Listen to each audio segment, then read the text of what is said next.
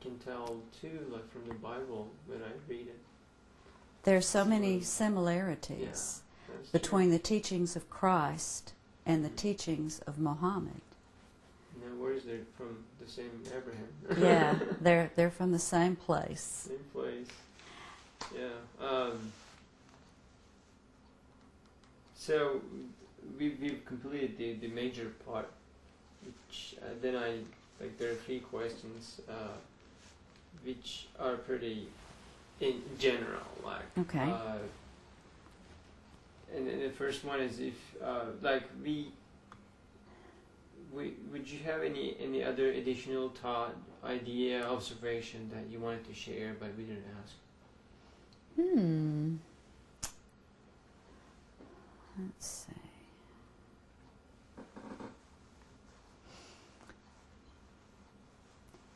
When we were visiting the larger cities in Turkey, I was very interested, as we drove by on the bus in many places, to watch the people in the city walking down the street.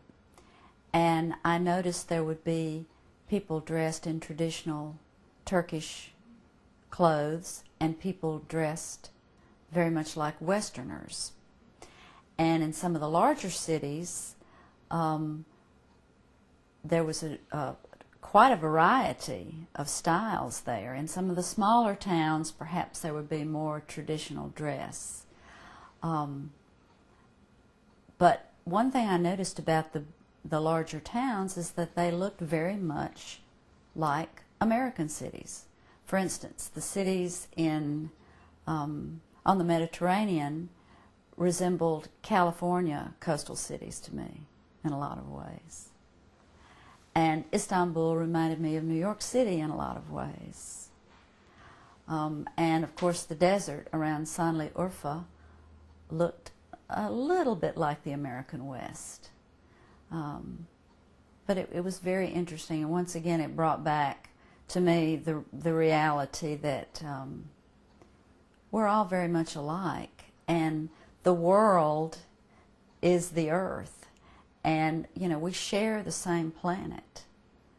And I was surprised to see how much like what is familiar to me that I saw in Turkey. I expected it to be something quite different, and it wasn't. It was really more like home than I expected. So here's your $1 million question. Uh-oh.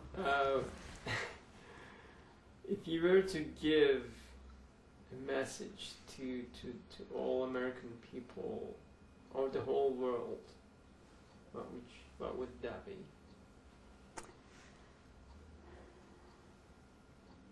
This is national TV. Yeah. My wish would be that people talk to each other and explore their similarities first, and learn to respect one another. I think the world would be a much better place if we stopped putting up walls and tore down those walls and got to know each other so that we could get along. Because we all exist on the same planet, and the planet is getting smaller all the time. If we work together as one globe under God, we would all be a lot happier, and we could stop waging war on one another, which would be a blessing to everyone. Okay, now the 40th. All the questions. That's what I did. Okay, so the trips of IID, this is more specific. The whole intention was actually bridging the cultures, the beliefs, and kind of trying dialogue and cooperation, and actually help in that sense. that's why they organized.